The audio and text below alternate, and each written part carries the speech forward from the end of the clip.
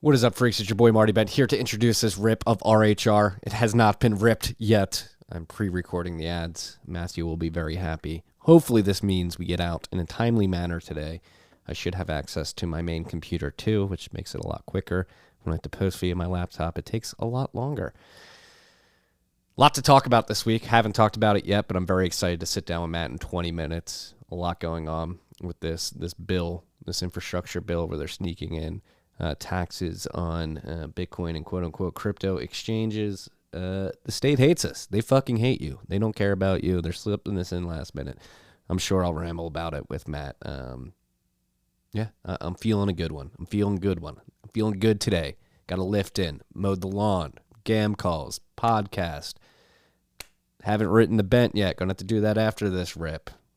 It's gonna be on the infrastructure bill shit. Insanity. Why do we pay taxes anymore? Why the fuck do we pay taxes? We'll get into it. I'll get into it in this app. This rip was brought to you by our good friends at the motherfucking Cash App.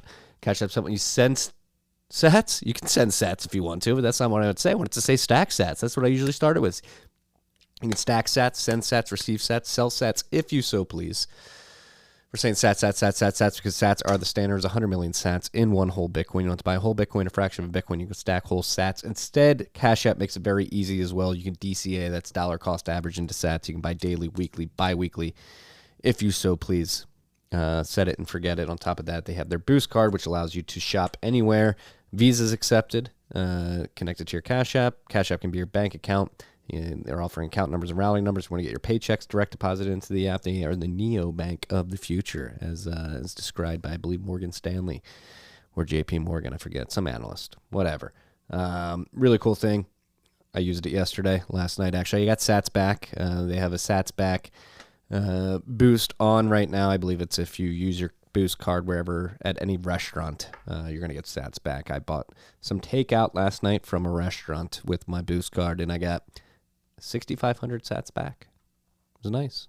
Every sat counts. Every sat counts, freaks. Stack those sats. Cash App makes it easy. If you haven't downloaded the app yet, make sure you do so using the code STACKINGSATS. That's STACKINGSATS. You're going to get $10, and $10 is going to go to our good friends at Owls Lacrosse.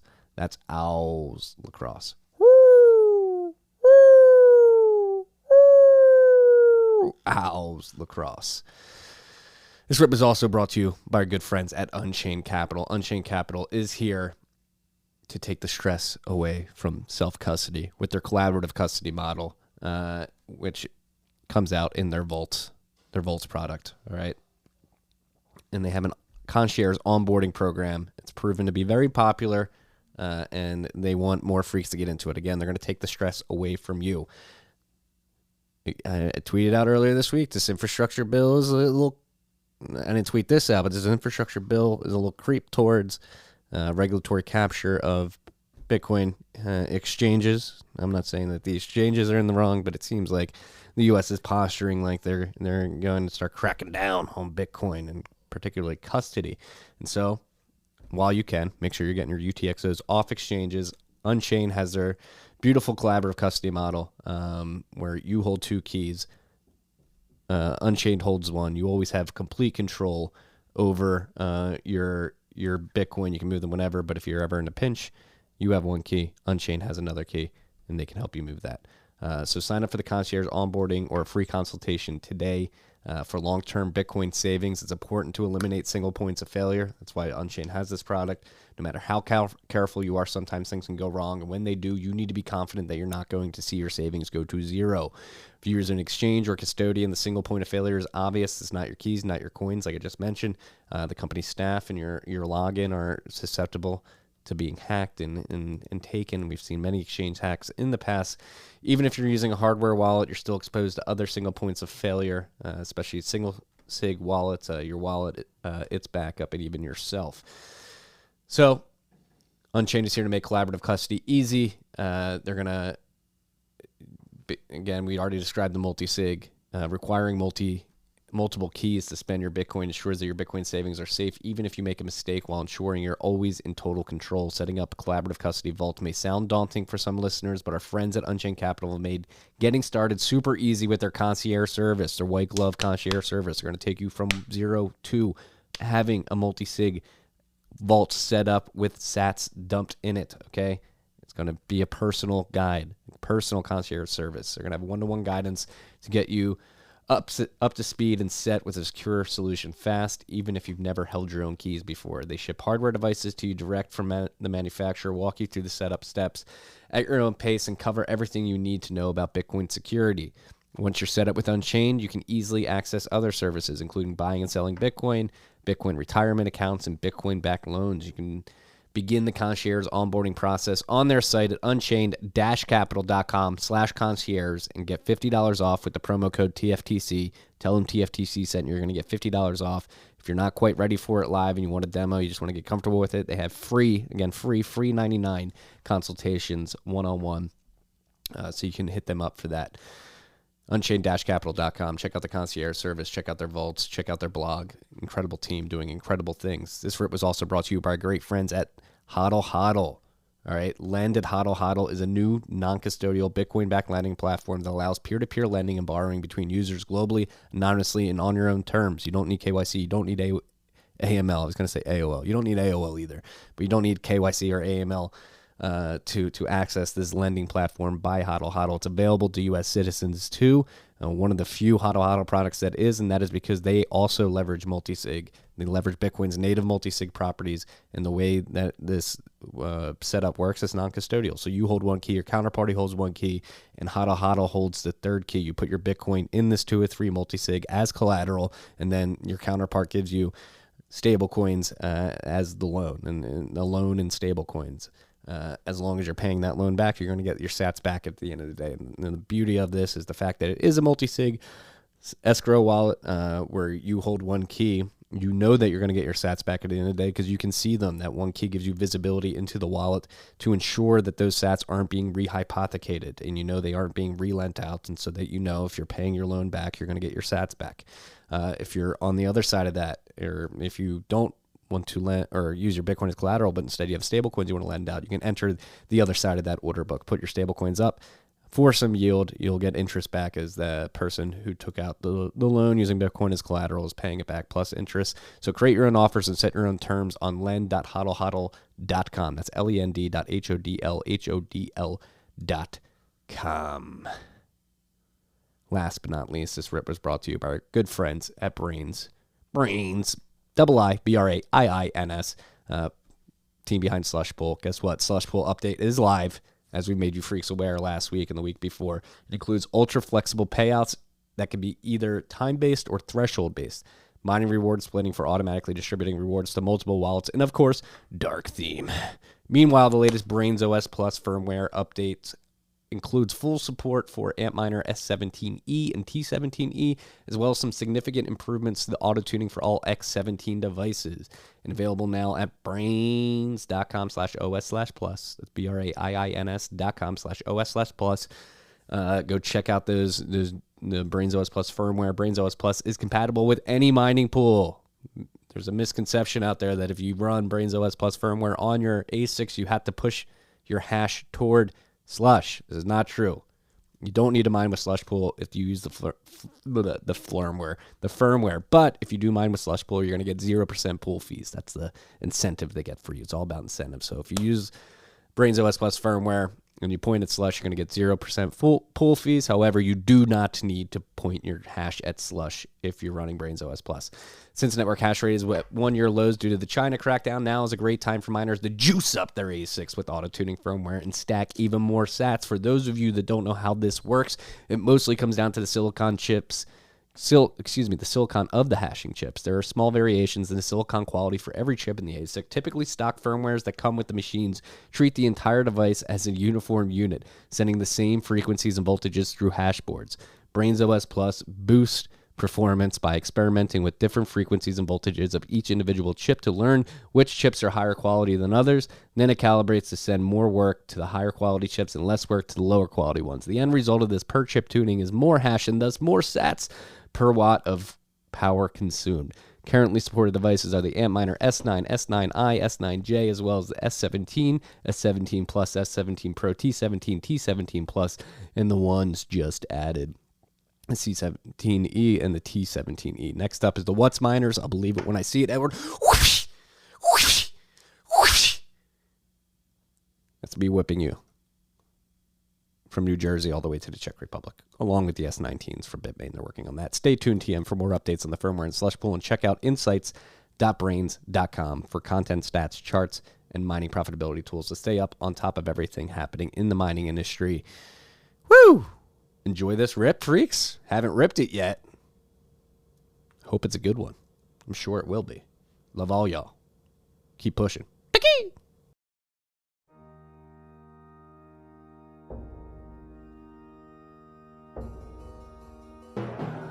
You've had a dynamic where money's become freer than free.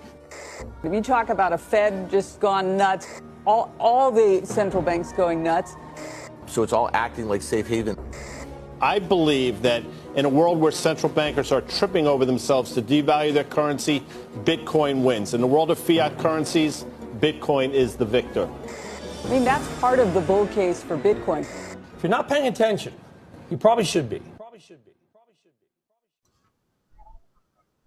Leave meeting. Leave meeting?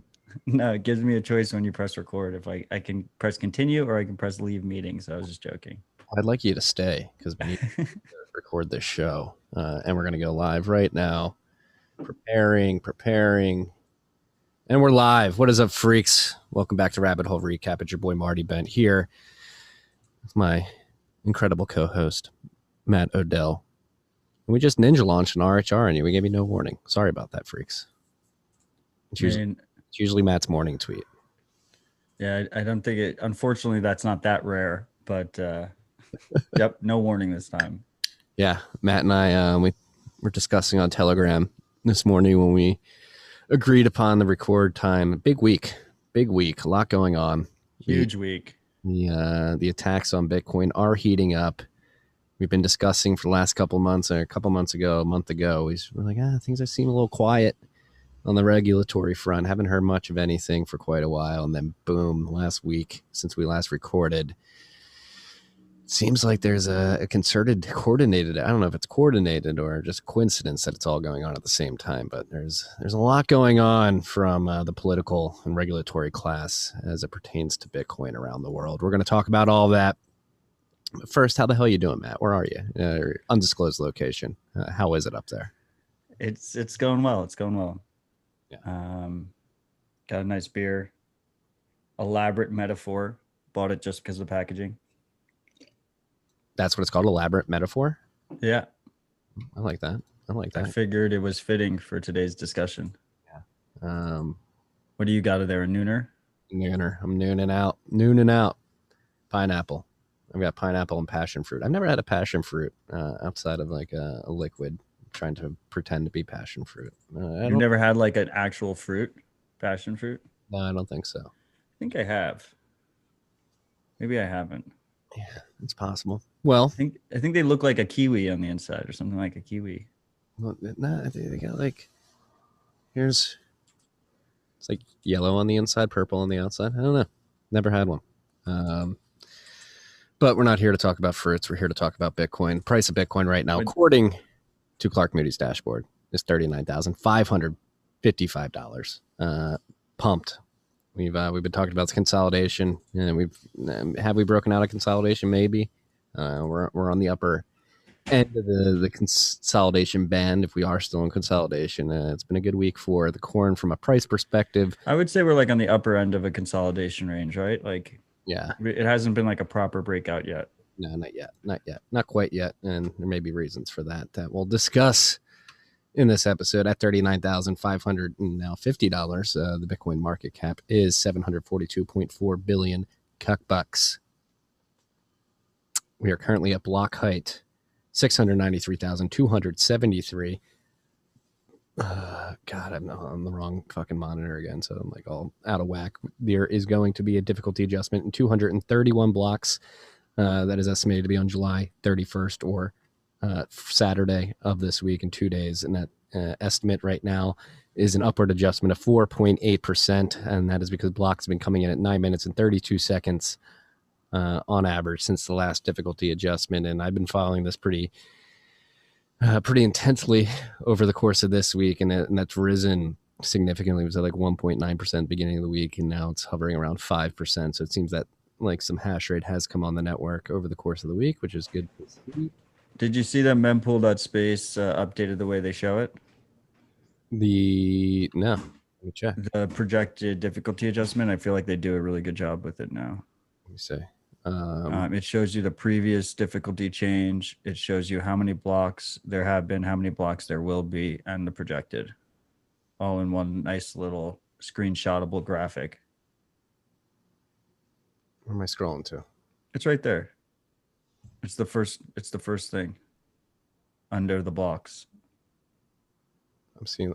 Yep, there we go. 231. It's pretty clean, right? Yeah, very clean. But yeah, I've noticed that too. I mean, that's a great sign. That's exactly what we want to see, to dispel any of the long tail fears of a Chinese attack, right? Yeah. And to be clear, because difficulty is increasing, or because hash is increasing in this difficulty adjustment period, blocks are getting produced quicker. So naturally fees should stay low in that environment.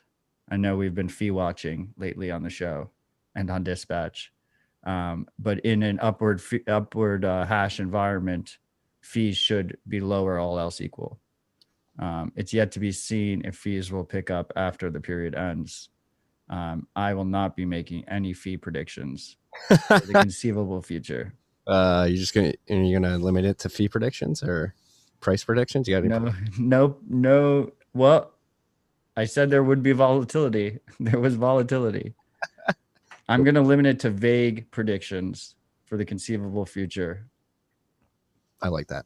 I can get down with that. Currently, speaking of the mempool, there's 2,269 nice transactions in Clark's mempool. Yeah, speaking of fees, one sat per gonna be good. I sent one. It's fucking beautiful, dude. I feel like such a baller sending one sat per byte and getting it confirmed to the next block. Yeah. Disclaimer: sponsor of the pod, Cash App, but I did move some sats off Cash App earlier today, and now they have fee selection, which is pretty cool. So, first time I've moved sats off in a couple of weeks, and I know you were having some trouble with having funds on there you're trying to remove. I hope you took advantage of the dip to get them off. I did. I'm almost done removing all my sats from the Cash App and keeping it below the weekly threshold. It is a pain in the ass. The team at the Cash App understands it. They're actively working on it. But if you're a freak who uses the Cash App, be aware of those withdrawal limits: $5,000 weekly, $2,000 daily.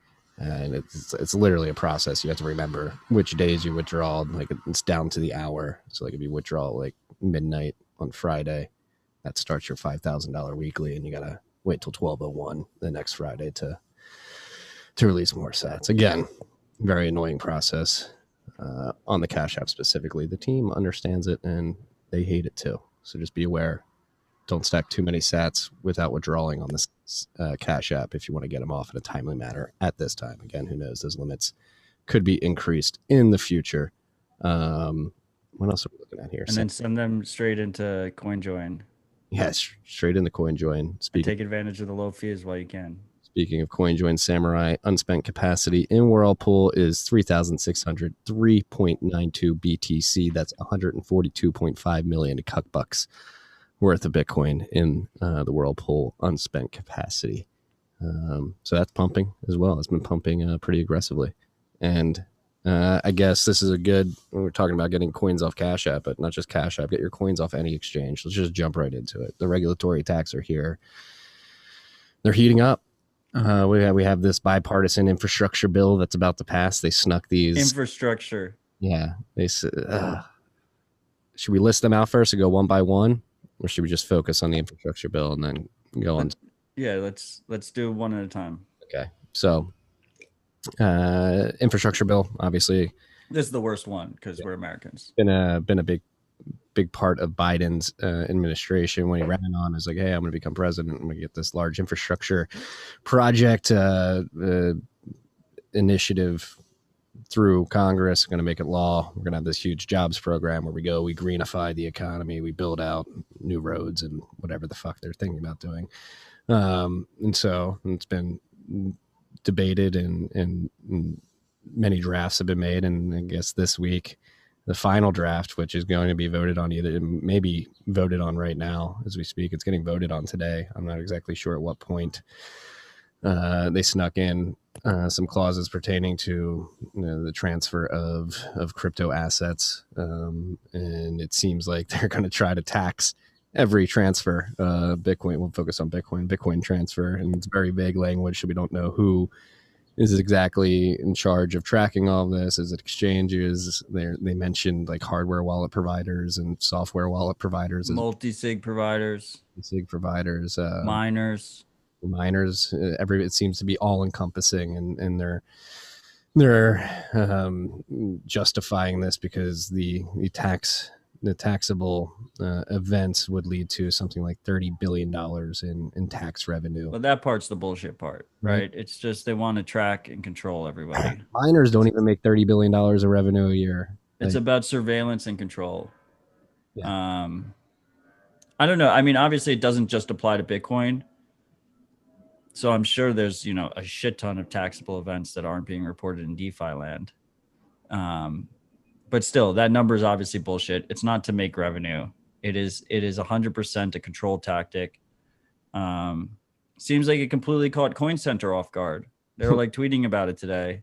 And, all the power to them. Hopefully they're able to work something out, but it kind of reeked of desperation a little bit, their tweet threads.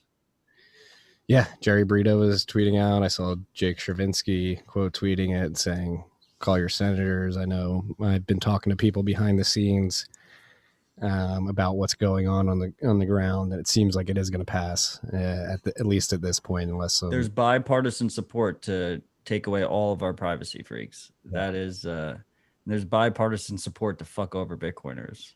Is it the point? Is it the point in time to start disobeying, to start civil disobedience? Is this where the line gets drawn in the sand and we just say fuck you? I mean, those conversations should be had in bars and pubs around the world, not on air.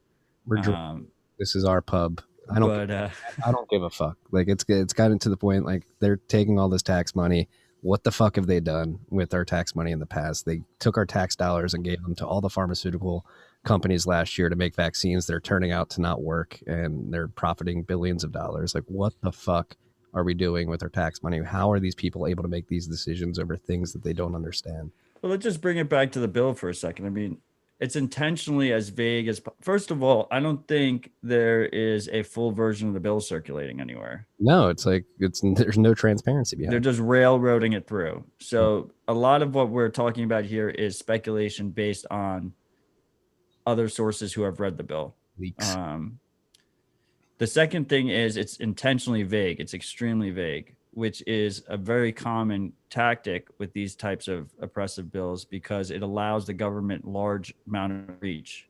And what is going to happen as a fallout of it is we're going to see a lot of companies and stakeholders in the space, specifically those that are running regulated businesses that have high valuations and have a lot to lose, over complying just to cover their ass because they're not going to know what the bill really is requesting because it's so vague. And then second of all, hopefully we'll have some people fight back, and those people who fight back are going to probably be in courts for a long fucking time. So, I mean, this isn't great. This is something that I think we've been warning about on the show and on Twitter for years now. I think hopefully most freaks are prepared. I mean, this is why it's important to use Bitcoin in a self-sovereign manner. This is why it's important to hold your own keys. This is why it's important to use your own node. This is why it's important to avoid KYC as much as possible. This is why it's important to learn how to send Bitcoin with privacy best practices in mind. Ultimately, in the United States, we have the Fourth Amendment, which hopefully provides us some protection, optimistically speaking. I don't like to rely on a piece of paper, but it prevents unreasonable search and seizure without a warrant. You need a warrant. But we also have something called the third party doctrine, which is what enabled the Bank Secrecy Act. Bank Secrecy Act sounds like it helps us, but it's actually the opposite of banks being secret. It's them providing the information. And the third party doctrine says that if you have a third party that you voluntarily hand over information to, you have no expectation of privacy. That is now public information, and the government can just take that information without a warrant. So in Bitcoin land, you might have heard the phrase trusted third parties are security holes. It's something that's been repeated many times. It turns out in constitutional law, not a constitutional lawyer, is also the same thing. And if we're using our own node and we're holding our own keys, there's no third party that we're handing that information over to. And then at least they'd have to go from user to user and hit them with warrants. Yes. Can we depend on them going through that due process? I like you said, I'm not going to trust that piece of paper. Our civil liberties have been completely eroded to the point where that piece of paper that we keep referencing seems like it means nothing outside of a few amendments. And those amendments are getting weaker by the day. Hold on to your guns, freaks. Hold on to your guns. Never give up the Second Amendment. However, with this particular bill, if it passes, looks like it's going to pass. That's the fucking fucked up thing about all this is it's like the TARP bill all over again. It's like infrastructure. Like you just sneak in the stuff that has nothing to do with infrastructure. It's the scummy underground of politics and the way the American political system works. It's completely corrupt. It does not have the best intentions of the American people in mind. Obviously, with this law, it's going to severely deteriorate privacy of individual Bitcoin holders and other individuals who hold other cryptocurrencies, and it doesn't make any sense. And so it is a step toward simply not allowing people to self custody. So this is the first move. They just do this. All right, we're going to have to tax everything, exchanges, make sure you're keeping track of your users and you send us the information on them so we can make sure that they're paying as much of the tax that we believe that they owe us. That's the first step. And then the second step is there's a shit ton of Bitcoin in personal wallets around the world. And obviously some people are not going to abide by those tax laws, or maybe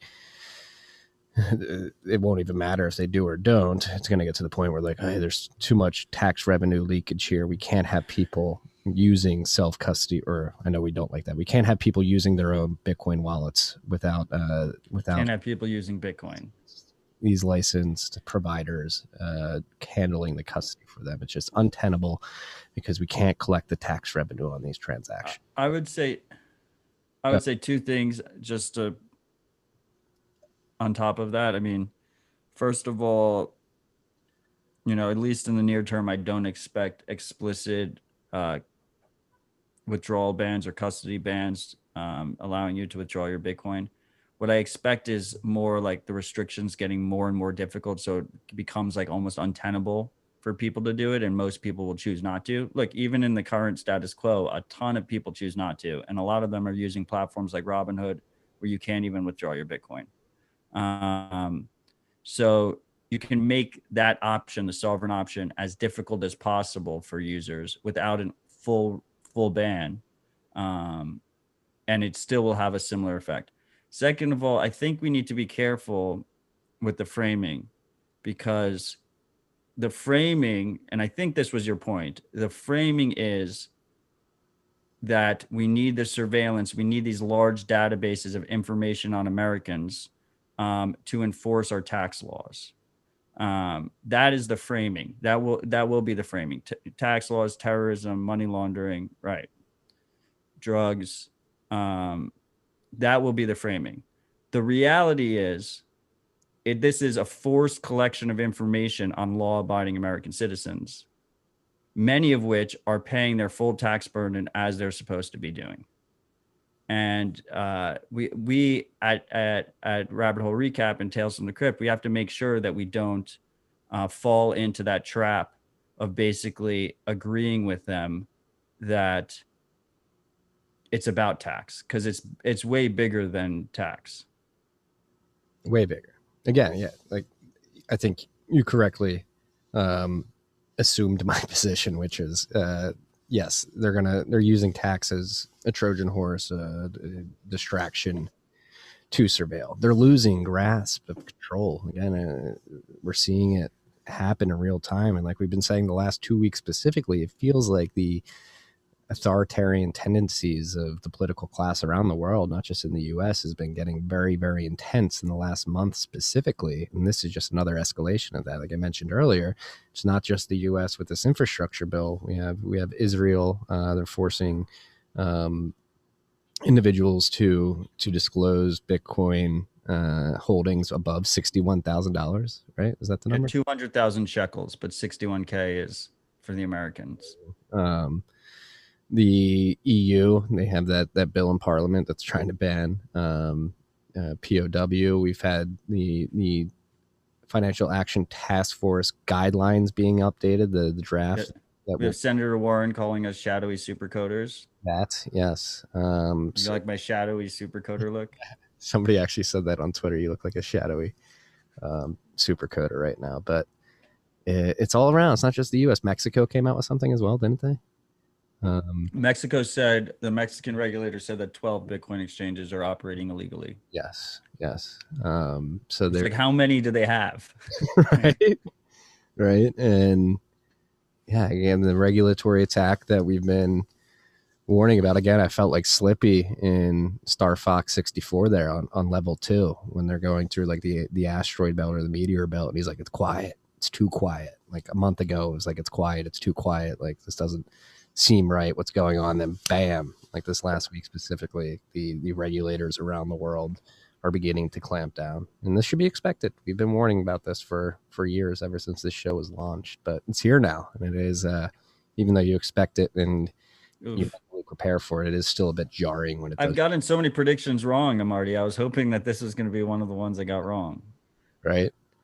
Yeah. I want to be clear here. I think that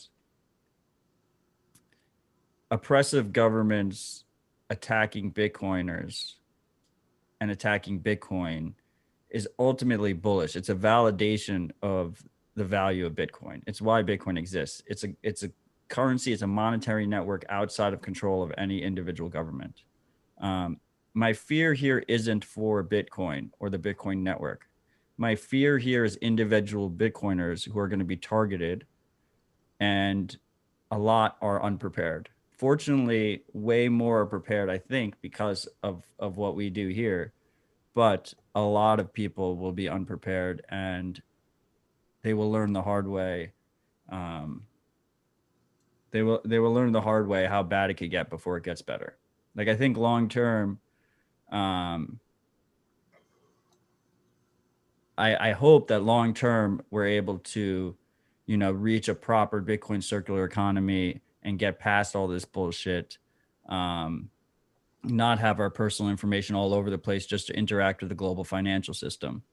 But in the short term, medium term, it's going to get messy before it gets better. Seems like it. Silver lining. U.S. government's just incentivizing people to hold.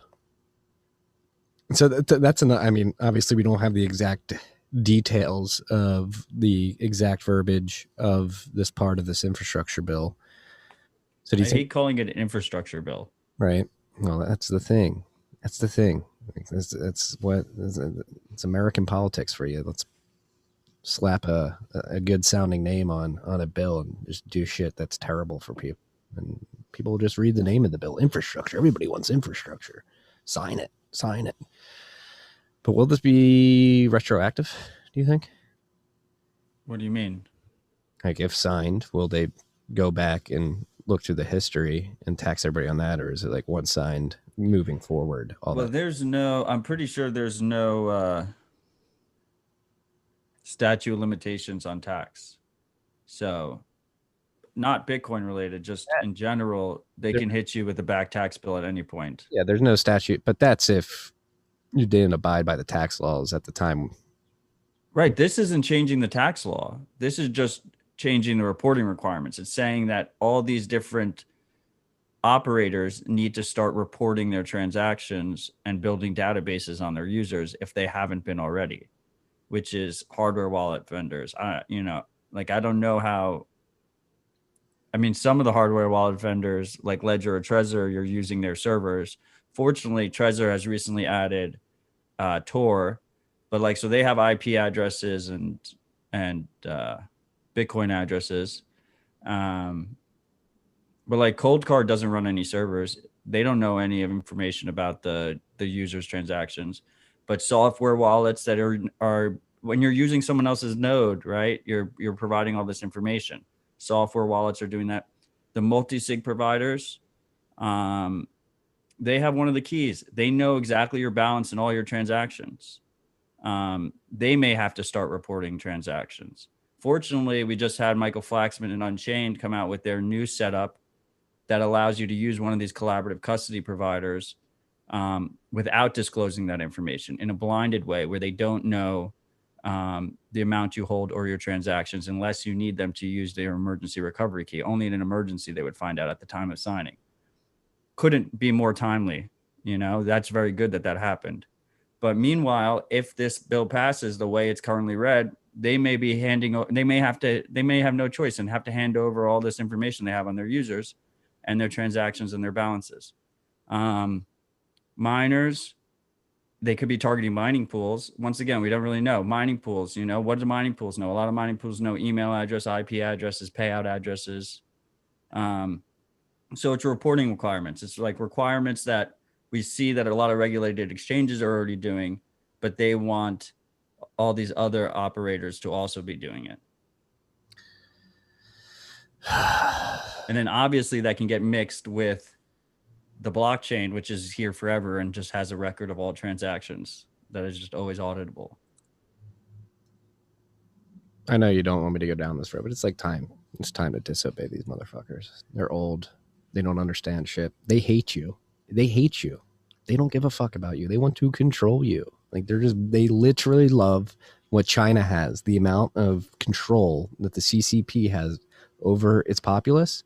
They want to bring that here to the United States. The intelligence apparatus, the political class, the large corporations that have monopolies on their respective markets, they want to control you, and they are doing everything in their power to push us into this digital panopticon. And it is time, freaks. I wrote it earlier this week. It's time to stand up and push back against this. I've been saying for the last 2 weeks, it feels like the authoritarian tendencies of rulers around the world is getting to a breaking point. They're losing grasp, as is becoming evident with this COVID response and the fuck ups with the vaccines. They are freaking the fuck out, and they're just trying to turn everything up to 1 million to control everybody as quickly as possible. Speak out against it. Be vocal. The time for the silent majority that's been sitting back and knows everything's fucked up, the people that are in my DM saying, Marty, keep preaching this. I work in this space. What you're saying is right. Keep going, keep going. It shouldn't only be me. It shouldn't only be Matt. It shouldn't only be others who preach similar lines of logic and critical thinking doing this. If you are out there and you are part of the silent majority, speak up. Tweet, write to your congressman, do whatever you need to do to wake people up to the fact that they are trying to push us into the digital panopticon. They want to bring the Chinese surveillance social credit system to the United States, to the Western world. And they are winning. They are winning. Again, like Matt said, this stuff will not affect Bitcoin. Bitcoin will survive. It's distributed. It's sufficiently distributed, I would argue, globally. Our Bitcoiners in Latin America and Africa, in all parts of the world, will keep the network going and will interact in a peer-to-peer fashion without the all-seeing eye of the surveillance state in the U.S. Taxing them. We will be forced to hodl for a period of time, it seems, unless you want to pay those taxes. But it's time to step back. We have Elizabeth Warren mentioning wealth tax or unrealized capital gains, whatever you want to call it. Just a 3% tax over. I had so many people because I posted a clip of her saying that, and she's like, no matter where your assets are, if they're art or Bitcoin or real estate or diamonds. We're gonna take a percentage if you're above. I think 50 million is the number right now. And I had so many people in my comments like, "Oh, it's over 50 million. You know, it's a small amount for people that have over 50 million." For them to enforce something like that, it justifies massive financial surveillance on every single person. Like we already have massive financial surveillance, but even more so, even more aggressive, so they can determine who has what in the first place. And so not only is it justifying a massive amount of surveillance and these massive databases of law-abiding Americans that will get leaked, that will get compromised, that will get shared, that will get hacked and fall in the hands of other malicious individuals. Something like that is not that far off from a 6102 attack.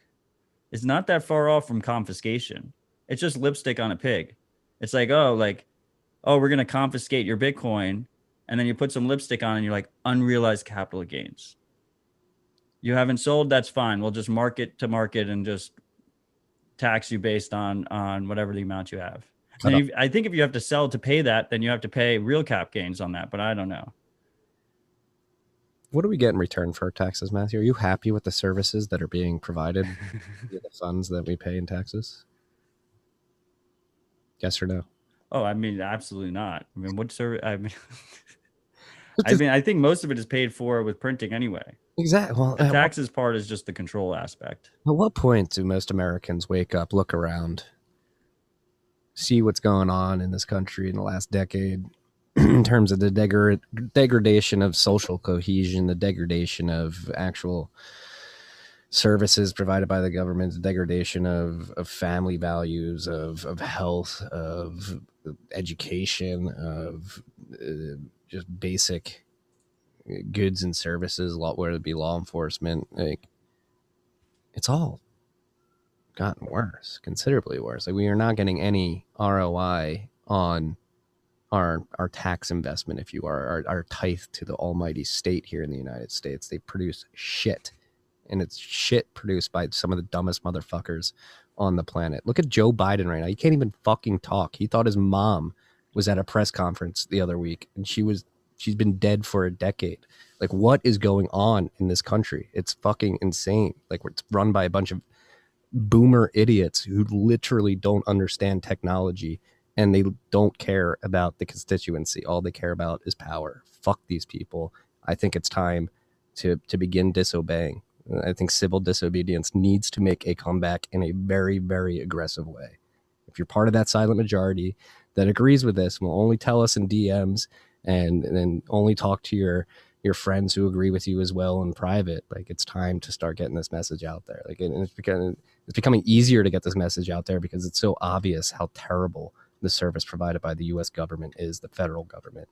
We need to push back to the republic that the founding fathers envisioned. We need to push back to states' rights, break it in. Everybody needs to get in the hole, get back to their state, have their state make more decisions, and get the federal government out of all of this bullshit. They're fucking parasites that are holding humanity back from literally flourishing like no other civilization in human history has ever flourished. We have the technology, we have the resources, we have the information and the manpower to take humanity to levels that we could only fathom in science fiction before, but we're being held back by a bunch of fucking loser idiots who don't understand anything and they don't care about you. Sorry. I will continue to pay my taxes. Yes. Don't cop out, Matt. See? I mean, I'm not going to go on a tax revolt yet, but we got to start. I mean, first it's calling this shit out. Or should we start a TFTC tax revolt movement? No. Are you sure? We should not. Are you sure? Yes. All right. Well, we're gonna keep spitting ideas around that. Anything to add on the Israel disclosure bill? I mean, at least that one, I guess, is more transparent about what they're doing, but it's fucked up. Expect more of those bills around the world. Yeah. That's just straight up, if you have more than 200,000 shekels, which I guess is 61K worth of Bitcoin or crypto, quote unquote crypto, you have to report it. Yes. And in Mexico, again, regulator says 12 Bitcoin exchanges are operating illegally. And again, I don't know if you have this on the list, but the Financial Action Task Force is set to release their newest virtual asset service provider guidelines to the world regulatory body in October 2021. Those guidelines will be released. And yes, they're only guidelines. FATF doesn't make regulations. It doesn't make laws. It only suggests guidelines that just so happen to, every time they're suggested, get widely adopted by the regulators all around the world. And those guidelines are coming at personal custody, and they want to attach personal identifying information to individual transactions as well. Is it true that FATFA is run by like the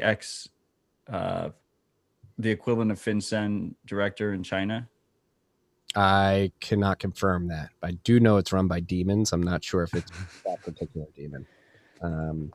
That's what Jacoby mentioned on Dispatch this week, and I forgot to follow up. I got sidetracked. So what do you mention? That's the Chinese equivalent of FinCEN. The head. Right. Everyone has their own version of FinCEN, right? Like UK has FCA. China has their own version, obviously even more authoritarian. And I think he mentioned that the former head of that is now the head of FATFA. They like rotate. It's like I don't know, it's like all these other international organizations. They like rotate, where the leader comes from. Yes. And thank you, Kita, in the live chat, because I was going to call us out. I knew his first name. There it is. Marcus Player. He's from Germany. He assumed the position of president of Financial Action Task Force on July 1st of last year. He succeeded Xinjiang Liu of the People's Republic of China. So yes, you do. Great pronunciation. You do have PBOC. Excuse me. The last one was, at least. Yeah. Until July 2020. So I mean, they did a lot of fucked up shit during his period too. It's a fucking. I'm just gonna call it what it is. We're undergoing like a global Bolshevik fucking attack. Like it's a Marxist communist attack via the financial system. What makes you think it's Marxist? Because they want to control people. They want to assume the means of production. That's why I'm like all over the ESG stuff. That's a Marxist movement that doesn't directly assume the means of production over everything, but it forces the means of production to act in certain ways, which is just a layer beyond confiscating and controlling the means of those. I just feel like powerful people want more power. Yeah, and that's how communism works. Powerful people tell everybody, "Hey, we're going to go to this communist fucking paradise where everybody has access to everything they can want, everything's equitable." But really, it's just the rich and powerful enslaving the lower classes. And they're trying to do that on a global level right now, at least in the Western world. China's got a lot of footprint in Africa and Latin America too. So yeah, you could say that there's a global push for communism, and it's fucking scary. Speak out against it. These people do not care about you. They do not care about you. They want to control you. They're going to take your privacy. They're going to push you into this fucking digital panopticon. Your children are going to live in a dystopia that was only written about and movies made about. Like it's coming if we don't stop and speak out. I mean, they're trying to can we talk about the vaccine shit a little bit, or is that too much right now? Should we? You can go for it. You might as well. I mean, the vaccine, the fact that Fauci had to come out earlier this week and say, all right, fully vaccinated people are actually getting COVID and spreading it. And it's Delta variant. It's becoming apparent. The data out of Israel, Iceland, and other countries that have very high percentages of their population fully vaccinated are beginning to have increases in cases and spreading of more virulent strains of COVID-19. And there's a good case to be made. There's a lot of virologists out there that are saying, like, yeah, we were warning people about this last year. You don't vaccinate people during an outbreak because it's going to fuck with the variants of the virus. And it seems like that's exactly what's happening right now. And so you have this huge taxpayer funded push to make these vaccines. Then you have that huge propaganda push to put a jab in everybody's fucking arm. And now it doesn't even fucking work. And guess what? It's potentially making things worse. And these are the people that we're giving all these decisions to and all this money to, and they want more. Like, what the fuck is going on? Wake up. Now they're trying to, like, fucking Joe Biden came out and said 4 million federal, like the day after Fauci said all this, made it obvious. He said 4 million federal workers need to get the fucking vaccine. It's like, what? How? There's no logical consistency or critical thinking or actual introspection about the decisions that have been made over the last year and a half. And they're just trying to push us further and further. They're pushing the vaccine passports. They're trying to divide people over the vaccine shit. And they're trying to divide people so that they can control them. You have us fighting over whether or not you're vaccinated or unvaccinated. And then we're distracted at the poor decisions that our leaders are making. And they just take more control. They slip a very Orwellian dystopian clause into an infrastructure bill that's somehow going to tax every fucking transaction that happens on the Bitcoin network. It's fucking insane.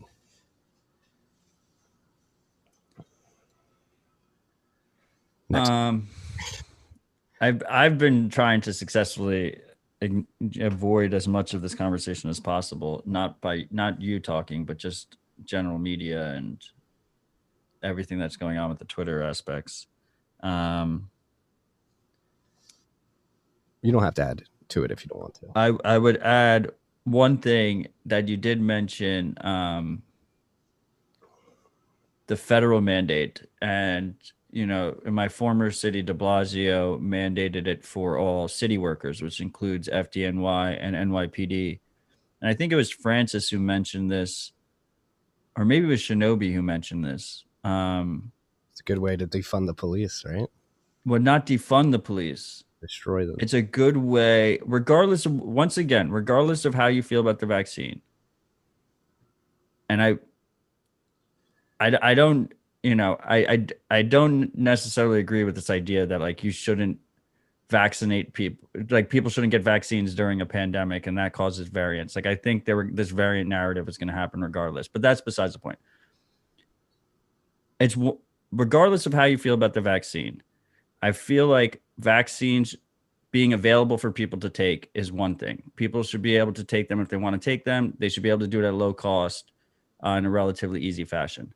When you start trying to database people and mandate people to do it and track people into doing it, there's massive civil rights issues there. And so it's a massive slippery slope.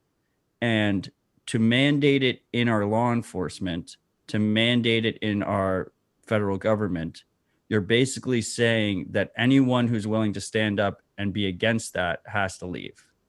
And you basically clean ranks, and only the people that are subservient are the ones who will still be there afterwards. And that, to me, is the scariest part of the whole thing. That is a very good point to bring up. That last sentence, everybody who doesn't comply, forced to leave, so you only have the subservient. Fuck, man. They'll do anything. If they'll inject their body with an experimental vaccine with all the data coming out that it doesn't work, imagine what else they'll do to appease their fucking handlers. All right. Started off with rants. We usually like to front load with wait, while we're here, might as well not be disjunctive about it. Did you see that CoinDesk is partnering with the World Economic Forum for Consensus 2022? They moved it to Austin. They moved it to my new home. Yeah. I don't live in yet, but your reply was perfect. I'll tell Lefty to team up with WEF. Is Klaus Schwab going to be there? I would like to meet Klaus in person. I saw some of the comments like, Marty, we can finally find out who Klaus Schwab is. Klaus, if you're going to be at Consensus next year, I probably won't be attending the conference, but I'll be living in Austin. And if you want to swing by in the future TFTC studio, The invite is open. Klaus Schwab. He's never coming on. Who is Klaus Schwab? Yeah. Now, yeah. I mean, they're completely out of touch. It's ridiculous. There's one. Yeah. Listen to this. Come on. They know, right? Like, they're not idiots. Like, what the fuck? Like, how'd that tweet go out? Even if you're going to partner with them, you tweet it out too in your announcement tweet. You tag them. Like, are you fucking kidding me? Are you co-opted? Did Klaus get to you? I'm hoping. I mean, I'm not going to go, but I hope people that go take pictures and they have like banner ads. You know, they always have like the big poster ads when you walk in into like these different conferences. Like, I hope they have their famous ones. You know, like you'll have nothing and be happy or whatever with like the stock photo face. Yeah. You'll own nothing. That'd be funny. Happy. BlackRock will own all the houses. You'll rent from them. Don't worry. Larry Fink's an incredible landlord. He's going to treat you well. He's going to make sure that you have the best living conditions that anybody could ask for. Larry Fink, backer of the World Economic Forum, backer of the ESG movement. These people, the largest asset manager in the world, they have like 3 trillion assets under management. And they're buying up all the homes. And they're forcing the ESG narrative on the people. And they're selling the global communist fucking New World Order movement via the World Economic Forum. And now they're coming to tax your Bitcoin transactions. Be aware, freaks. Be aware. Okay, now to Bitcoin. Now to something. Wait, before we do that and before I forget, I have a shout out. Okay. You still haven't fixed the BTC Pay server. I have fixed the BTC Pay server. When did you fix it? Today. So it's you fixed it today? Anybody wants to buy a shout out now, I'll have the BTC Pay server up. And okay, well, I had the Wizard of Oz from Australia, Ride or Die Freak, manually send me a shout out. Okay, so he says, this is the first time I've read a shout out that you haven't seen it first. Monstrous shout out for all the Aussie plebs heading to Yeppoon in Queensland this weekend for the winter Bitcoin Bush Bash. It's the second Bush Bash for the year and the first time up in Queensland. A warm, sunny welcome has been programmed in for the weather, much like Moon has for the corn. Presentations on Austrian economics, lightning, privacy and security, Bitcoin keys, passphrase and derivations, Bitcoin for institutions, scams and scammers, and a project update from the Bitcoin Builder project.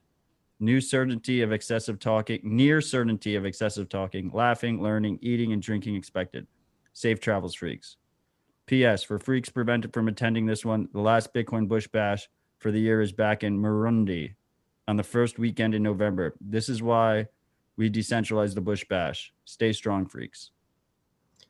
Love the Bush Bash shout outs. Shout out to all of our Australian freaks out there. And shout out to you, Matt, for reading your first shout out. How did you so I can go.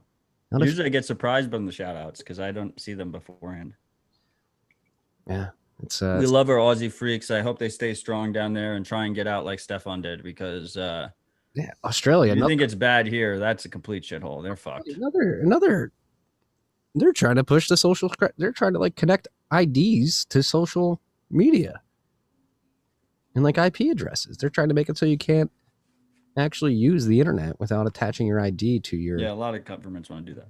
Yeah, they want to control you freaks. They don't care. And guess what? The media is going to fecklessly parrot whatever they're fucking told. I'm sorry for cursing so much on this. I know there's a lot of Christian listeners who listen in the car with their children. I'm sorry. There's no way they got this long if they cared about cursing. Yeah. But it's all angles. Like the media is just like just lying to people. We've known this. Like nobody trusts the mainstream media. Here you're probably listening to this to get an alternative view on some of these topics because you can't trust the mainstream media. But with all this stuff, it's like Jen Psaki. She's not mainstream media. She's the press secretary. She's not even allowed to answer. She won't even answer the question from the press, which is actually trying to be legitimate. Some journalists that have access to the press secretary are trying to get at it. Like, how many vaccinated members of the administration have gotten a strain of COVID after being vaccinated? She won't answer it, which means some of them have, and they can't do it because that would politically look terrible. God. Okay, back to Bitcoin. Bolt 12. This is bullish as fuck. Yeah. Rusty Russell. I intentionally put it there because we needed something really nice and bullish after that conversation. Yes. So Rusty, drop this. So go to bolt12.org. Obviously, we'll have a link to this in the show notes, but Rusty has released a draft spec called Bolt for Lightning wallets and nodes with experimental support already in C Lightning, Lightning's native experience everywhere. It's essentially just a new static QR invoice that users can use. Well, so currently, like your current Lightning invoice is Bolt 11. So this is the natural successor to the current Lightning invoice system. And the beauty here is that it never needs to change. It's permanent. It's just a static QR code. You can print it on a shirt. You can get a tattoo of it. Actually, it's really funny. His spec says don't get a tattoo of it yet because the spec's not finalized. But it allows you to accept payments with this reusable static QR code in a relatively private manner without exposing your node ID, your node pub key, as the current invoices do. It's superior to LNURL because it doesn't rely on an outside web server. All you need is your regular Lightning node, and all messages get passed through the Lightning network through its normal onion routed process. There's a lot of explanation at bolt12.org if you want to go dive deep in. A lot of it is above my pay grade, but it seems extremely awesome. It seems to enable features that we've been hoping to have for a very long time, specifically the ability to accept donations in a privacy preserving manner without having a web server hosting anything. You can just run a node, post either your static string of text or a QR code, and anyone from around the world can send you payments. It supports subscriptions. It supports withdrawals. It supports refunds. It supports setting invoices in shit coins like fiat. You can set it in USD, Euro, and it'll automatically convert it at time of payment to the equivalent amount of sats. Yeah, seems baller as fuck. C Lightning has already implemented the draft spec. Hopefully LND follows. This is literally the most bullish development in Bitcoin land in maybe 3 months.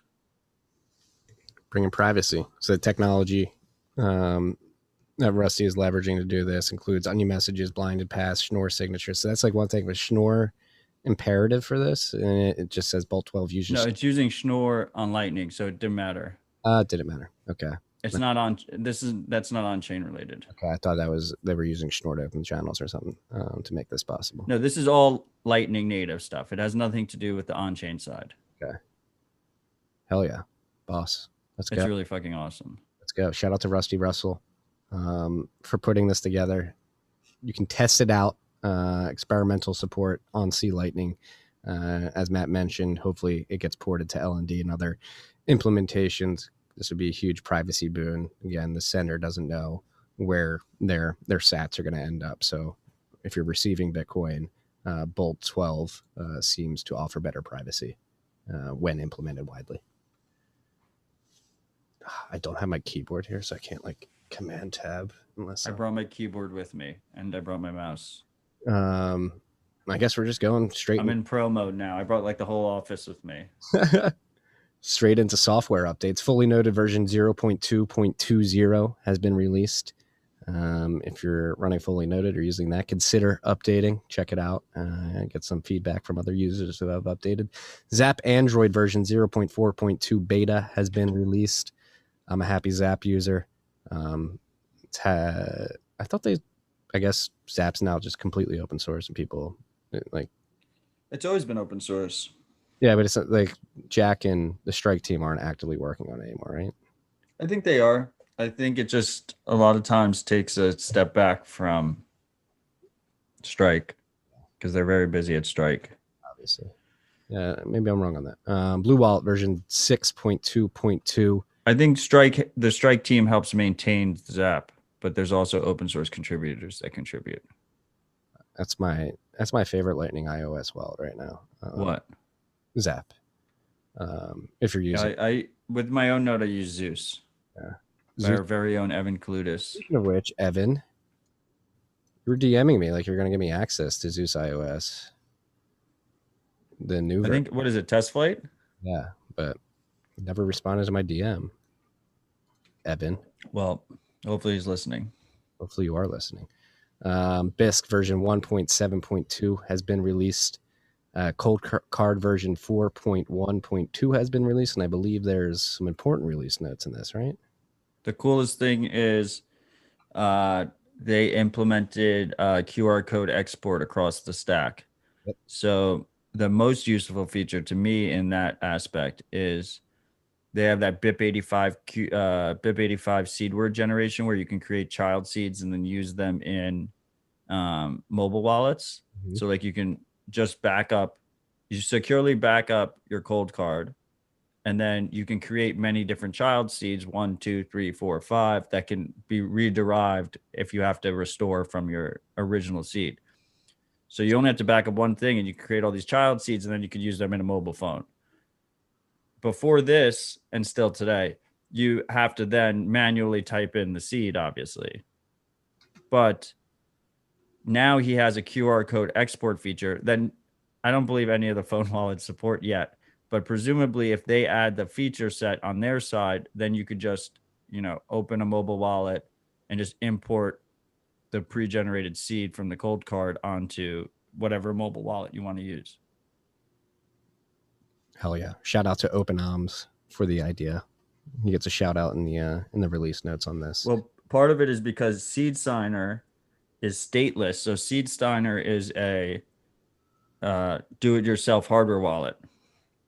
And because it doesn't have a secure element on it, it's stateless. So that means when you turn off the power, it wipes everything. So every time you use it, you have to put in the seed, which is a pain in the ass. So what Seed Signer did is they have these little sheets that you can print out, and then you can fill in the sections of the QR code with Sharpie and basically build a QR code backup of your seed word by yourself by hand, because you don't want to print out the copy, because then the computer might have a version of it and the printer might have a version of it. A lot of printers have memory. So you make your own QR code with Sharpie, and then every time you start up your Seed Signer, you scan the QR code. Now, if it supports his new BIP85 spec, you could also do that. Mm-hmm. You could just scan the cold card and import offline that way. Yeah. No danger of having that leaked. The video demo of that Sharpie QR code was fascinating. It's so crazy. So you can print. You print like a blank template, and then you fill in. Yeah. You fill in your actual QR code. Like on the screen of the Seed Signer, it'll show you which boxes to fill, and then just like fill in the blank. It's like the old. It's like when we were kids, you would fill in by the numbers, paint by the numbers. Yeah. And they tested it right away, and it worked. It was like, oh, it's crazy. Yeah, I mean, you should definitely test it. Definitely test it before putting any funds in there. And take care. Maybe laminate it. Do you laminate it? I think the idea is you put your seed in steel. Seeds in steel are the best, in my opinion. Agreed. But that's harder to import. And then like you have the paper version of the QR code for easy import. If you need easy import, you can use that. But like you don't count on the paper surviving. But yeah, I mean, I guess you could laminate it. But if you laminate it, lamination is not perfect for water, and it's definitely not fire resistant. No. Not perfect for water, but it's better. Yeah. Better than nothing. Moving on in the software updates section of the Caravan version. Did you skip Blue Wallet? No, I said Blue Wallet. Blue Wallet v6.2.2. Yeah, I said that. Okay. Nothing too crazy in the show notes there. UI for import. Well, they released since our last episode, they released v6.2.1 as well. There was more stuff in there, but I don't remember. They finally added passphrase support, but only if you're importing a wallet. So if previously you couldn't import a wallet into Blue Wallet if it had a passphrase at the end, which is the 25th word or the 13th word, depending on if you have a 12 or a 24 word seed. So now you can. That was the big one. Hell yeah. Shout out Blue Wallet. My favorite Lightning wallet to use that it does not connect to your full node. But it's custodial, bro. I mean, again, of the custodial options that I've tried, it's my favorite. Well, if you want to use a mobile Lightning wallet without your own node, consider Moon Wallet, Breeze Wallet, and Phoenix. The first two are cross-platform, available on iOS as well, and Phoenix is Android only, but all of them allow you to operate in a relatively non-custodial fashion. There's still some trust involved, different depending on which one you choose, but it's a relatively non-custodial manner. Very easy. All three of them are very easy to use. I do like Breeze as well. Breeze podcasting 2.0 compatible. Yeah, I was gonna say Breeze comes with the added benefit that you can easily stream sats to any podcast that's podcasting 2.0 enabled. Yeah, including ours. Ours is enabled. You can listen to it via. There's a ton of podcasting apps becoming podcast. Newpodcastapps.com. Yes, list them all. Go check it out. Newpodcastapps.com. Breeze, Sphinx, just two of them. They're growing by the day. So if you guys want to listen via podcasting 2.0 compatible app and stream us sats, we very much appreciate it. Caveat, the ads are still going to be in there because we can only have one RSS feed. We would like eventually to go fully to the value for value model and drop ads completely. So the more support you give us there will give us more confidence to move there completely at some point in the future. And it's a beautiful thing. That's what I've said this many times, Sphinx Chat has become like the stickiest new app that I've used in years. And it's because it's become my podcasting player. I was using it today to listen to the MoFax podcast, and the ability to speak with you freaks in the tribes too always brings me pleasure. Shout out to the freaks in the Sphinx Tribe app. I love it, and I think it's the future of content and media production, and I think it aligns incentives way better than the advertising model. But one caveat, as someone who is a podcast addict and obsessed with podcasts, is there's no easy flow to do it with downloading. Like I want to be able to download I want to be able to download the episode. I guess you can download it separately and you could send a boost through it, but it's not like native, like let me set auto download and auto boost. So I do auto download, and then if it auto downloads your episode, it automatically sends you 10,000 sats or 20,000 sats or whatever. Because like if you're in a subway, you're in a car with bad reception in the boonies, you're just on a dog walk and you don't want to worry about whether or not your cell phone connection's on. It's nice to have it just downloaded, ready to go. On iOS, I think they do download it. I'm pretty sure. It's streamed. It's all streamed. Yeah, because I see like the little download cloud with the arrow pointed down. No, it's just telling you it's there. Yeah. Just put your phone in airplane mode and try and play it through Sphinx. That's a good point. Well, we'll try that. People in the live comments like, why not do it now? What's the money hold up? The ad revenue model does support my family. And this, as you can tell, has become a main source of income for me personally, and Matt as well. So it's like, got to feed the family. But I mean, look, Dispatch is the test run, basically. And Dispatch, if we're going to be frank, it's substantially less. It's a substantially less amount of revenue than Rabbit Hole Recap brings in. Yes.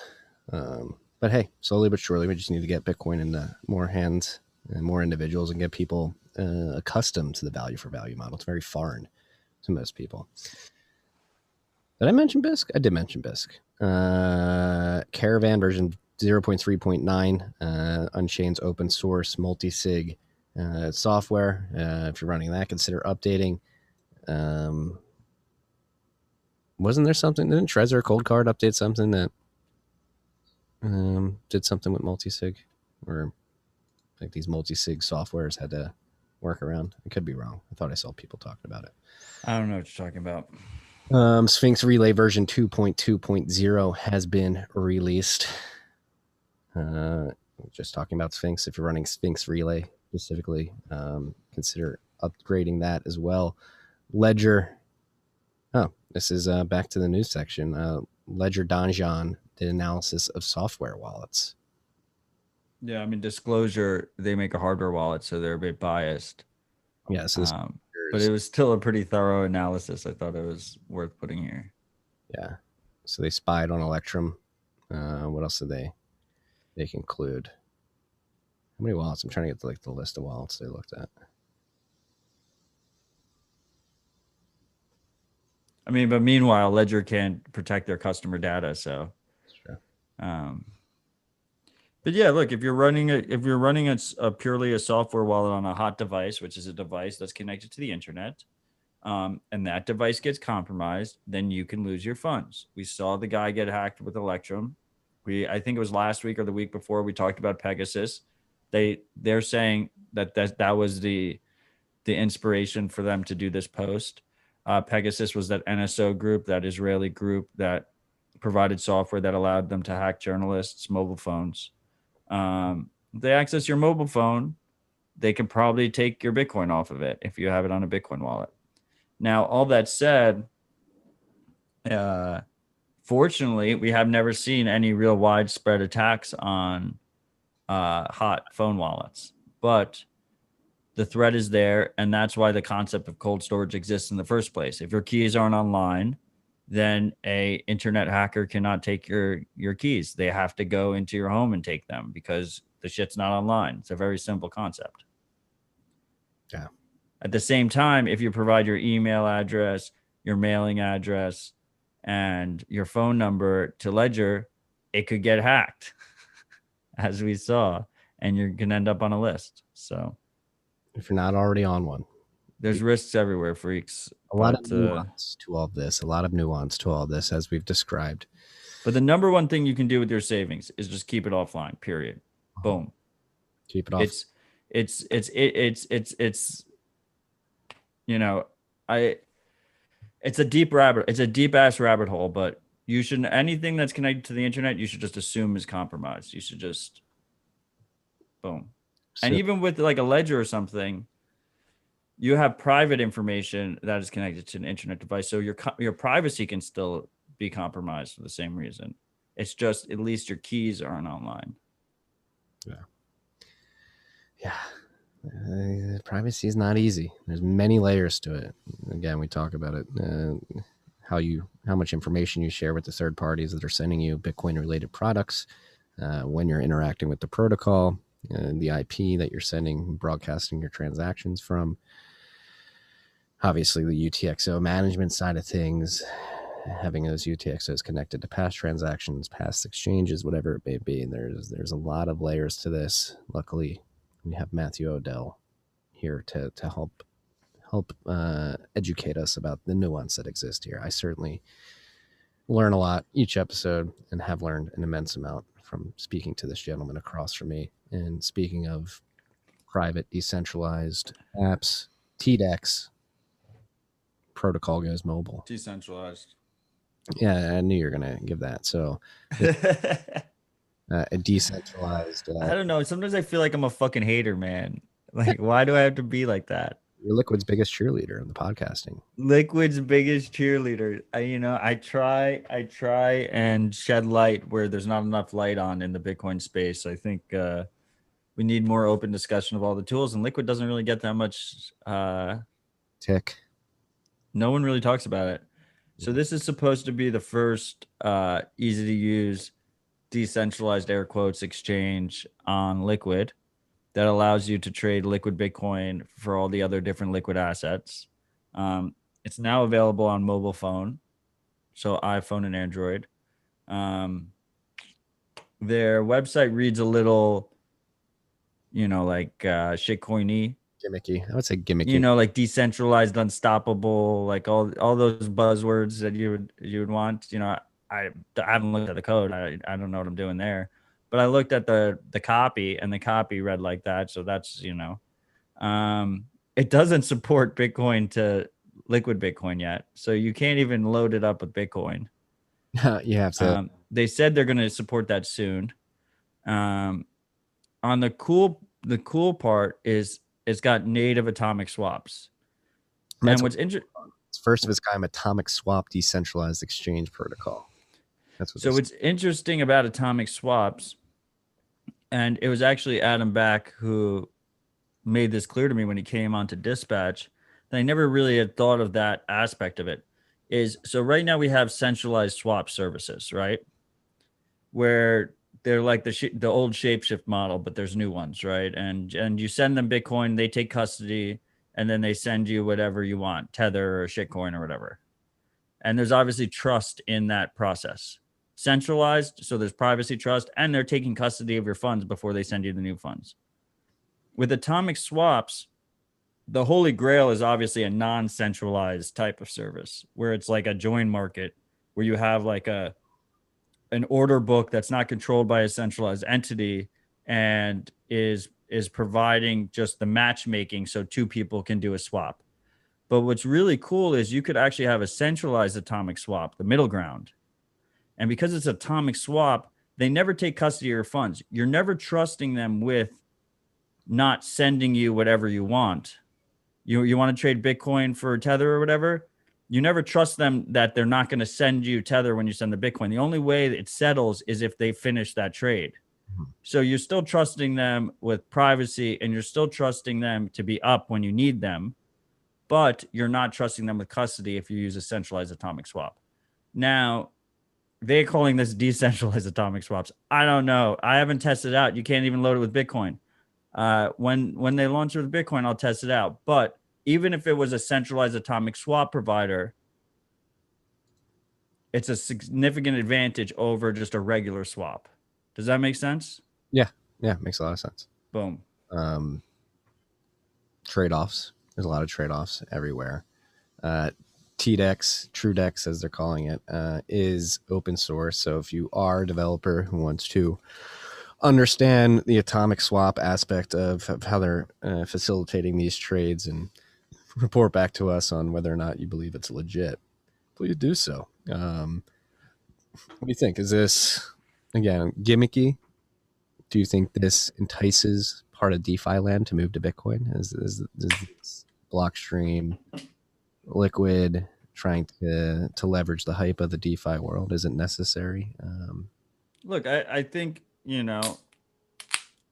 there are obviously arguments that, Liquid is relatively centralized. It's a federated system. You're trusting the federation. It is not completely centralized. It's like a middle ground. We've had things like Binance Smart Chain that have gotten a shit ton of traction that are completely centralized, that aren't even like a federated model. Liquid has confidential transactions. So if you want to do the shitcoiny things, maybe there's some appeal there. For on the Bitcoiner side, if for some reason you want to hold Tether, if you want to hold a synthetic USD product that's not going to KYC you, and you run the risk of obviously trusting Tether already, Tether is completely centralized, then maybe Liquid provides a good option there. And the fact that you have confidential transactions means at least the amounts are blinded.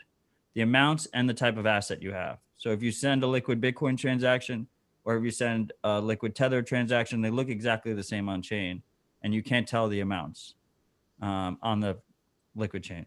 So there's some advantages there, and we'll see if it gets pick up. I know it's not my market. I have no need for it. I don't think most of the freaks have a need for it, but options are good. Optionality. We've always been pro optionality here at RHR. I'll tell you the biggest threat to Liquid in my mind, and maybe it's just a simple mind, like so many things just come out and I'm like, oh, I had no idea we could even do that. Like in 6 months, who the fuck even knows?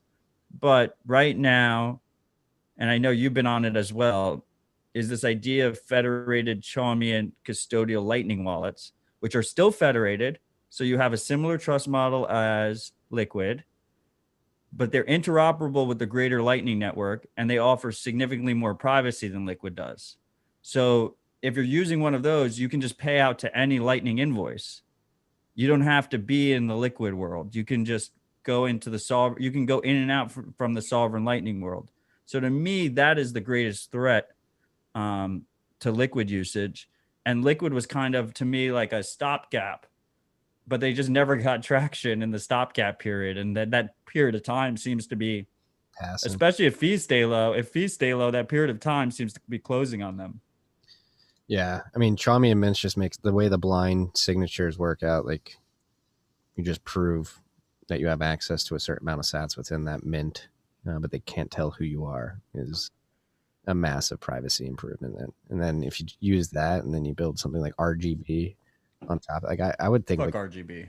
but like if we're talking about replacing liquid, I think RGB would be more directly. We don't need who needs the tokens? I know, Like this, I know. I'm just playing through. I don't need them, but if you're talking about competing with liquid, the time that we are quickly entering the world where even if you desire USD tokens now, you're not going to desire them in 5 years. Like, who wants to hold dollars? cuck bucks. Do you want to hold those cuck bucks? Are you cucked? Are you cuck? Why are you holding those bucks? That, speaking of that, synthetic dollars, there's, I mean, rumor mill, but there's a thread going around on Twitter. So there's two separate things here. The thread I'm talking about is diving into the potential collapse of one of the largest real estate developers in China. The amount of debt that they've taken on is like approaching $1 trillion. A lot of that debt is coming due. They're not getting nearly enough revenue to service that debt, and they've been attempting to like front run the debt by selling future production of real estate that's never going to get built. And so there's many in the high finance world and in the macro landscape that are saying, hey, this is a canary in the coal mine. This may be a Lehman moment for the Chinese economy. But there's also individuals saying that somehow this company is leveraging stable coins I forget the exact term. Somehow they're leveraging stable coins. What is it? I can't think off the top of my head, but to perpetuate the Ponzi that they got going on. So that's something to be aware of. Like, if you're holding stable coins, particularly one like Tether that the US government doesn't like, just be wary. At any moment, that peg can break and it can go to zero. Similarly, the Bitcoin price can go up or down at any moment, but that's sort of par for the course with Bitcoin. With stable coins, you're expecting them to be stable, but they're inherently unstable, I would argue. And everybody's like, and I think Nick Carter's been making this point, or maybe been somebody else, but like, it may have been Alex Berg actually. Like, if people worry about like stable coins and its effect on Bitcoin and the Bitcoin price and whether or not it's manipulating, which I don't think it is at all. I think there's plenty of evidence to prove that. It's been pumping Bitcoin since $800. Yeah, the actual worry should be in Ethereum land, where a lot of that DeFi stuff sits on a foundation of stable coins, and if they lose their peg there, completely borks the markets, and you're going to get a bunch of margin calls. What's even more interesting, I don't even know if it's fucking interesting. Never mind. Say it. It's interesting. You thought of it.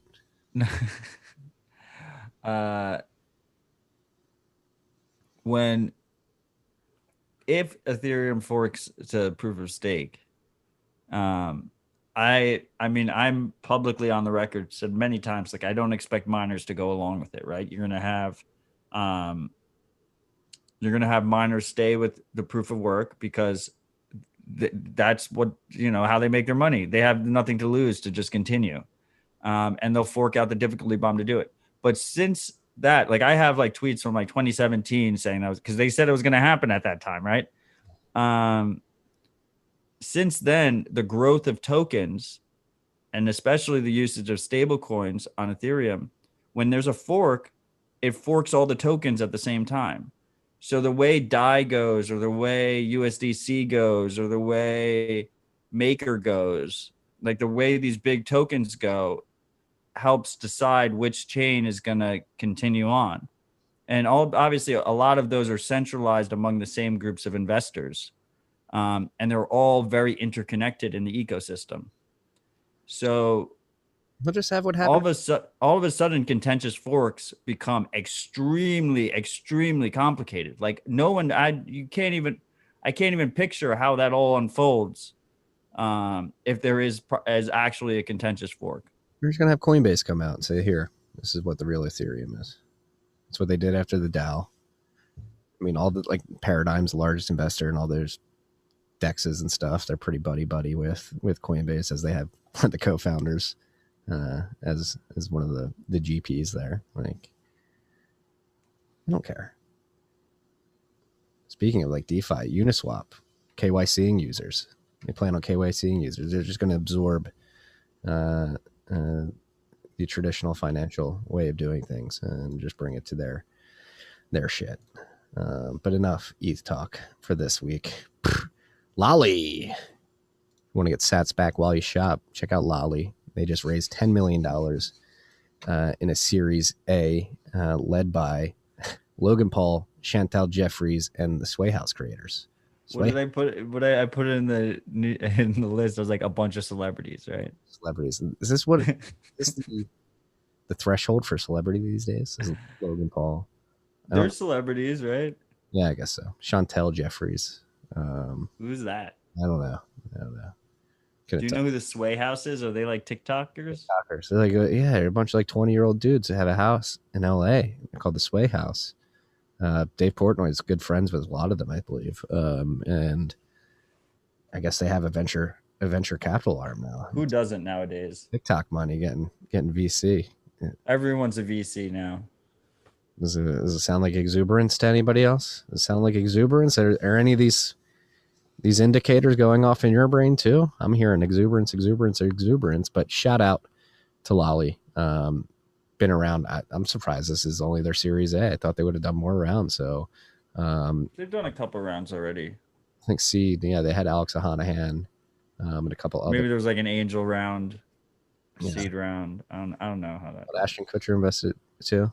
He's turning into a complete. So he launched a new shitcoin show with shitcoin NFT show with Mila Kunis. I think is his wife, right? And Vitalik's in it too. Yeah.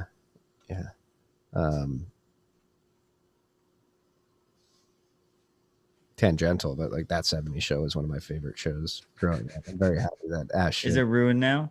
No, I'm very happy that Kelso and Jackie wound up actually getting married in real life. It's a match made in heaven. Have you watched their new show though? Have you watched the clips? No. I watched like one clip. It was just cringe as fuck. I see people tweeting about it. Don't watch it. It'll ruin that 70s show for you, probably. I actively tried to do that. I'm not Eric. Keaton. Dude, Where's My Car was a classic.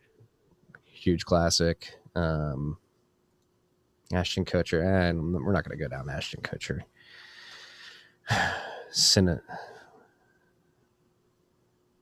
His history. I was thinking discography. What's discography for like an actor? Filmography. Sounds right. I don't know if that's right, but I think it is filmography. Okay. I'm not Eric Kita. And Kita, you got a weird like adrenochrome fetish in the live chat right now. It's freaking me out, bro. This was a great article, and then apparently a great Twitter Spaces on Twitter. I believe it was last night or the night before. Can Bitcoin be Palestine's currency of freedom? By our good friend. It was yesterday during the day. His bi-weekly column rolls on. This was the top. Every 2 weeks. It's on every 2 weeks. So the freaks that are confused. This is again, it gets into our boy Gladstein. Yeah, they have like an open air prison over in Palestine. And he Alex interviewed a gentleman named Akab to talk about like how Bitcoin could help out in Palestine, and it just gets into a number of the civil liberties encroachments in that area of the world and how Bitcoin can help. It's a long one. How does he putting out these like tomes every 2 weeks? Yeah, I don't know how he does it. Dude's a machine. Yeah, gets into the history of the financial repression. He's building up quite a little catalog there with Bitcoin Magazine. He is. We're gonna have like the Gladstein editions. Like thank God for Alex. Special edition in print. Thank God for Alex Glad. He is the face we need in front of all. We're gonna put. I always said that if we were gonna have any single person on Joe Rogan, Gladstein's the one to have on Joe Rogan. Yeah, Joe, if you're listening, I know you're a big fan. Think about it. He's a ride or die. He's listened the whole episode up to this point just to hear it. We're gonna link to that in the show notes. this is pretty fucked up and highlights why the collection of data should never be trusted by any corporation or government entity, for that matter. An ex-police officer in Paris was arrested and is going to prison for just taking information that his department had gathered on individuals and selling it on the dark web. He was doxing people for like 300 euros a pop on the dark web. Yeah.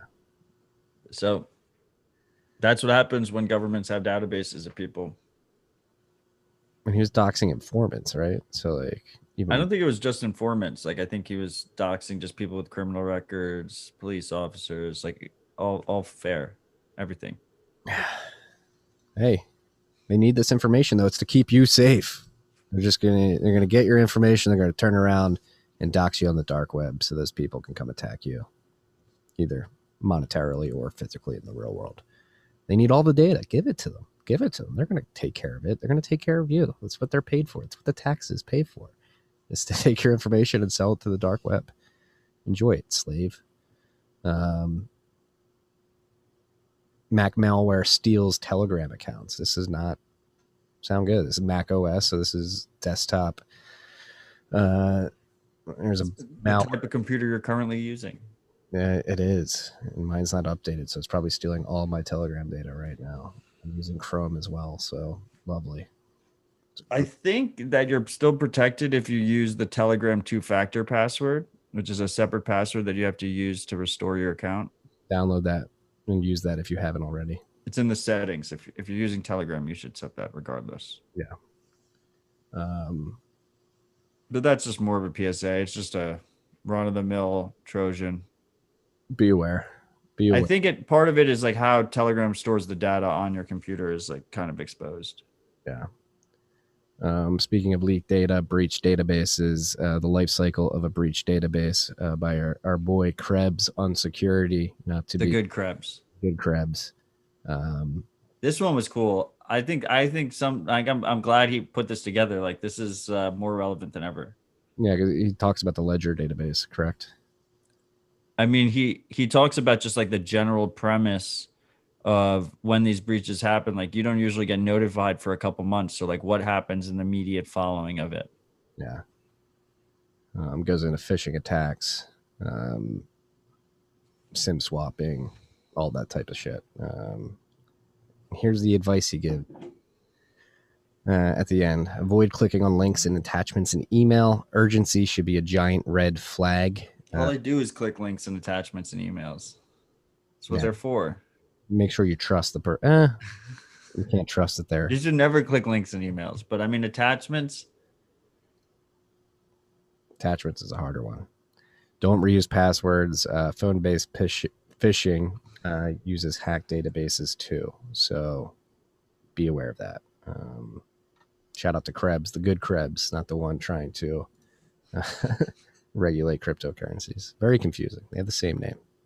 Thought they were brothers, and there's Krebs brothers. That's it we got for the list, but we got time to riff here. God, man. So the price is up. The fight is on. How do we prepare the freaks? Where are we mentally? What are we preparing for? How are we fighting back? How does it affect Bitcoin? Like, is this news bullish because Bitcoin's more regulated and therefore more acceptable as a currency of choice or an asset of choice, as some people want to deem Bitcoin? Is number going to go up because of more regulation? There's a lot of uncertainty in the regulatory landscape. This would bring more certainty and clarity, and therefore allow institutions to plow their money in. Freaks, if you want me and Marty to answer a question here in the live chat, just drop a question in the live chat. Marty,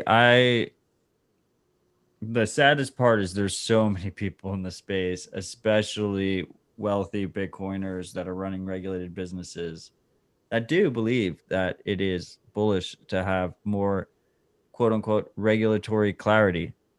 And it is what it is. Like, people are going to follow their own incentives, and Bitcoin should succeed regardless. Otherwise, it was doomed to fail to begin with.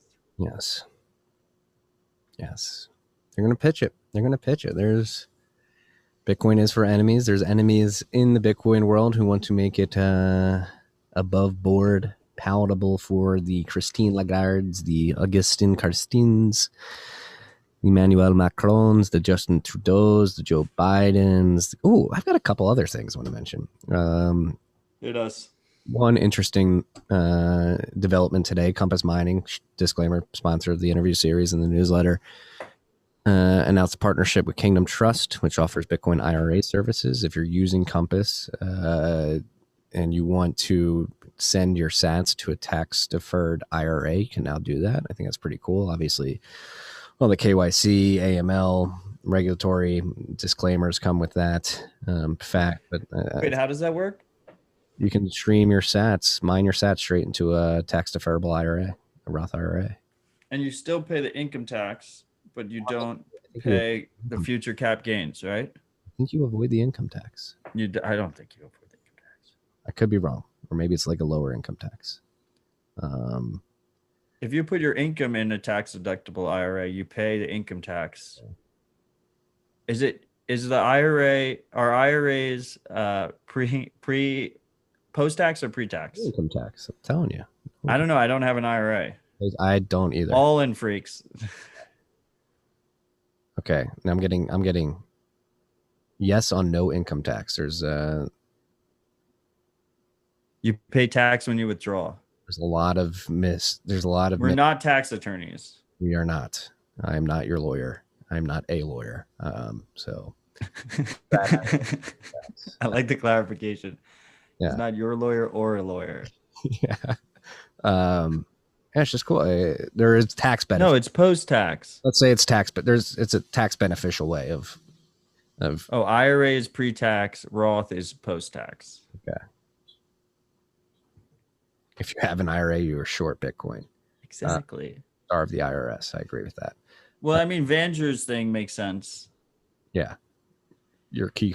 Usually if you have an IRA, it means you're working like a cubicle job somewhere that gives you it as a benefit, right? Yeah, exactly.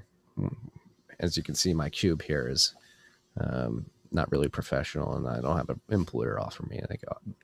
This is like the time I didn't know what a HELOC was. Yeah. That's what this feels like. What was that? It's a home equity line of credit, and I will never forget it. Yeah, yeah. Rad Vladdy's giving the caveat: this is only for new setups, not pre-existing hardware. So what the fuck? Why? I don't know. You're gonna have to ask the Compass guys. Another thing that came out, and after I tweeted this, Hester Pierce followed me on Twitter, which creeped me out a little bit. But Gary Gensler is coming out, and he wants to give clarity. The SEC is now going to have climate guidelines for companies.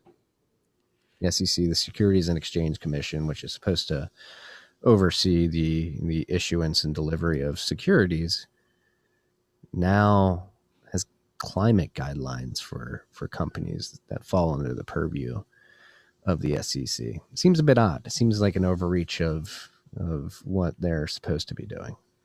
Yeah, really not surprising at all.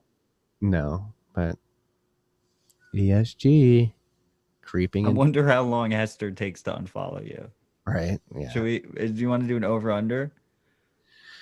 Let's see if she still follows me now. Over-under. Oh, yeah. First check. 24 hours. Let's see. What was I tweeting about today? I was shitting on. What were you tweeting about today? Over and under. I would say over-under 6 weeks. Let's see. Would be my line. Hester, if you're watching live via Periscope. Do you want to take the over or the under, Marty? No, I'm not going to. You're not allowed to take the under. Yeah, she's still following me. Right? Yeah. So, do you think she'll still be following you in like 7 weeks? Yeah. You know what? Yeah. She's going to be following me because she wants to know. Okay, we will revisit this topic as the weeks go on. Yeah. That would be it's gonna be like September something. We'll see. Well, I'll just have like mid-September. I'm just gonna have a freak out on Klaus Schwab one day, and she's gonna be like, "Oh my god, who the fuck is this dude? Why did I follow him? Why do people listen to him? 90,000 followers? Are these people fucking crazy?" Ugh. Marty, when difficulty all-time high? Ooh, that's a good one. second half of next year. Decent line. The migration would be awfully slow if that's the case. I think it's going to be awfully slow. I think you have a combination of lack of capacity globally to take on the influx of potential miners, the competitive nature of the mining landscape, where even if there is a bit of capacity, maybe the miners who are well positioned in other parts of the world would prefer to have cheap ASICs than to host somebody else's. And then another factor being the Chinese miners themselves holding out hope that the 100-year CCP celebration wanes in a few months, and after which they can plug their mine. Probably isn't that unrealistic. No. Or they like realize they fucked up. Yeah. Right. Yeah. It is a big fuck up. Like if it's true and they're not 51% attacking. And then I guess like the fourth thing would be there's probably some of this hardware that's just not really even worth shipping. It's just like in horrible shape, just completely. They're just ditching all those assets. Ran into the ground, right? And just like that hash is just lost hash for now. Yeah. Ooh, is the Chinese attack on our grids? Is this a Chinese attack on our grids with the flood of miners? No, we're attacking our own grids by decommissioning. We want energy sources. With that being said, be on the lookout tomorrow. I'm going to cross post this episode. It has nothing to do with Bitcoin, but it's very, what the fuck? it's a very important conversation about. I interviewed the CEO. Is this from Gamcast? Oil Field Services, yes. Chris Wright. I mean, it's filled with facts. I shared their 2020 report on the importance of energy for like people don't understand energy markets, energy extraction, energy delivery, grid systems, how it all works. They just LARP. And that's the thing about it. There's so much hypocritical bullshit. Again, perfect example is the Biden administration. Their push, like again, nothing. Something else we can the civilian climate core. Right? They're going to the Biden administration with this infrastructure bill, I believe, is going to create 1.3 million jobs, and they're calling it a civilian climate corps. And it's literally they're hiring 1.3 million people to go and knock on people's doors and tell them how bad the climate emergency is, despite the fact that climate-related deaths have fallen by 98% over the last 100 years. With that being said, though, again, the hypocrisy, look at what they do, not what they say. Like the politicians are like, oh, climate change affects the poor the most. Like we need to transition to these green energy sources ASAP or the world's going to burn and the poor are going to be worse off than they were before. And it's like, well, actually it's the exact opposite. Your policies are increasing electricity prices for poor people, and electricity and water are two of the vital things to pull people out of poverty. Cheap electricity specifically helps third world countries pull themselves out of poverty and be productive and join us in the developed world. And you're doing it here in the quote unquote developed US. I mean, we talked about the Indian Point in New York. You're just raising electricity prices for people all over the city, lower income people all over the city. Doesn't help them. It hurts them, the policies that you're implementing. So tomorrow I'm dropping that on Gamcast. I think I will cross post it on TFTC. Because it was very. It sounds like you're going to. Formative conversation, and I think you guys would get a lot of value out of it. And freaks, if you're considering mining at home, which you should consider, it's a great way to get KYC free Bitcoin. I don't know if I plugged it last week, but 2 weeks ago I had a dispatch with Ronin Miner, Diverter, No KYC, and Econo Alchemist, and people have found it very useful. And that's all the focus was just home mining, just mining at home. With home mining, the biggest warning I'll give her is like just make sure you understand the electrical specs of the miner before you buy it. Yeah, make it compatible with your house. Right? And we talk about that for like an hour. Yeah. But ultimately, freaks, like if you have to pay an electrician $600, a licensed electrician, so you don't electrocute yourself, like it's not the biggest expense in the world. No. Just get a licensed electrician to do it, because a lot of people do electrocute themselves. I had a friend who was a licensed electrician and he electrocuted himself, not setting up a miner, just doing electrical things. You know, electric's a bitch. You don't want to fuck with it. Like even in the mining industry, like there's mining companies that don't understand the nuance, particularly in the off-grid stuff. They don't understand like that the what's miners and the Bitmains and even different models of what's miners and Bitmains have different electrical makeups, which Yeah, I mean, back in the day, you could just plug it right into the outlet. Like you could just get an amp miner, just plug it right into the outlet. yeah, like at Great American Mining for our containers, we have to, depending on what miner we use, we have to design our electrical infrastructure specifically for certain The models. S19 requires two 220s. Yeah, it's a lot on it on its independent circuit. Anyway, power dense machine right there. Before I forget, Kita in the live chat, and this is why I said "oh" in the middle of your comment, was because he just shed some light on the Compass IRA product, and it makes a lot of sense. So you take your post-tax IRA funds that you already have, and then you buy a miner through Compass with your IRA funds, and then all proceeds go back into your IRA tax-free. That's why it needs to be a new. That's why it has to be a new miner, a new setup, because you have to use your IRA to purchase it. Agreed. That makes a lot more sense. Thank you for the clarity, Kita. It seems like the adrenochrome has been firing your synapses today. What pool does Great American Mining use? I think this is public. We've talked about it before. Slush pool right now. Do you actually control that, or does the individual well operators choose where it goes? We choose. We prop mine for ourselves. We just go to the operators and say, hey, let us buy your gas. Okay, so do you have any clients that actually mine, or you're just hosting your miners there? Yeah, Fortress Technologies, which the company that we did the big partnership with, starting we announced it in April. That's essentially like we're building out infrastructure into a rev split. We're finding the gas and setting that all up. There are producers that are willing to give up gas in favor of Bitcoin rev split. So we do have certain producers who are Bitcoin risk on that want to do that, and they just say, hey, we trust you guys as the experts to operate this stuff. Like, oh, dope. Let's do it. Yes, Demi, I am connected to Great American Mining, if you couldn't tell. Where the fuck has he been? How did he not know that? When GAM hats, they're on our website. You can go to gam.ai and go to the store. We have GAM hats. Do you sell helmets yet? Not yet. It's like a very very not capital intensive. They're expensive. Charge more for them. Yeah. When nuclear powered mining, I mean, there already is nuclear powered mining. Greenwich just announced that they're doing something in South Carolina on nuclear. I would love, like Austin, our head of engineering, we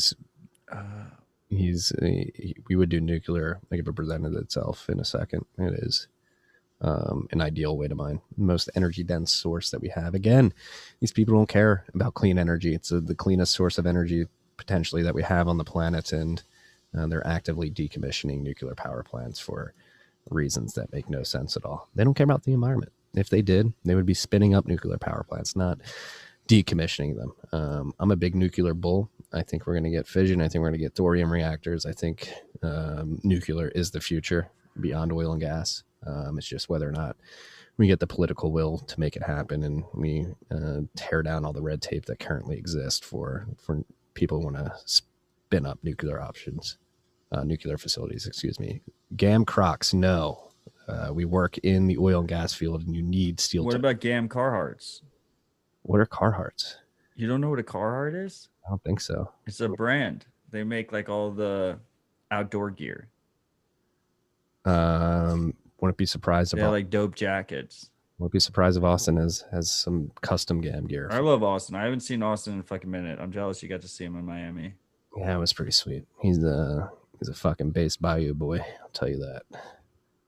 What else do we got here? Yeah, the S9 is just normal wall plug. You just plug it into a wall and you just plug it into Ethernet. But it also is like going to generate like 30 cents or like 25 cents a fucking day. And it's going to probably cost you more in electricity because they're not that efficient. But it's a good way to just learn. It's a good way to just get your feet wet. Yeah. Someone asked that question, and I answered it. I just had something to say. I completely went blank. I don't shop at Target. Should we wrap this bad boy up? Wrap it up. I think we answered a lot of good questions and some poor questions, but we answered them. just under 2 hours here. Freaks, like we said, the fight seems to be upon us. Are we at the then they fight you stage? I would argue we've been there for a while, but it just seems more overt. We're in the frog boiling in the water stage. Oh, the water's fucking bubbling. It's bubbling. They're coming. They're coming for your sats. They're coming for your wallets. They're coming for that ass. They do not like you. Oh, now I got the Great American Mining account fucking tweeting, making fun of me. What is a Carhartt? You deserve that. All right. Yeah, thank you guys for joining. As I mentioned, the BTC Pay server is back up. I'm sorry about that. If you guys do want to purchase shout outs, obviously you can do that now. If you're listening via a Podcasting 2.0 compatible app and streaming us sats, I want to thank you dearly. It means a lot that you would part ways with some precious sats to support our show and what we do. We love you guys. It's we do this because we think it's vital. Maybe I went on a show yesterday. Like they were like, "Why are you in Bitcoin?" It was like, because if we don't have this in our future, the world is going to suck. It's going to be terrible. We're all going to be enslaved in some an open air prison, if you will. Data slaves. Data slaves. Failure is not an option. I love you, freaks. If you're not using your own node, learn how to use your own node. If you're not holding your own keys, learn how to hold your own keys. It's imperative that you do these things. Never stop learning. Just keep progressing forward. Help your friends and family. I know it can seem dark right now, but I'm optimistic for the future. I think we can fucking pull this thing off. And I love you all. Love you all too. Peace and love, freaks.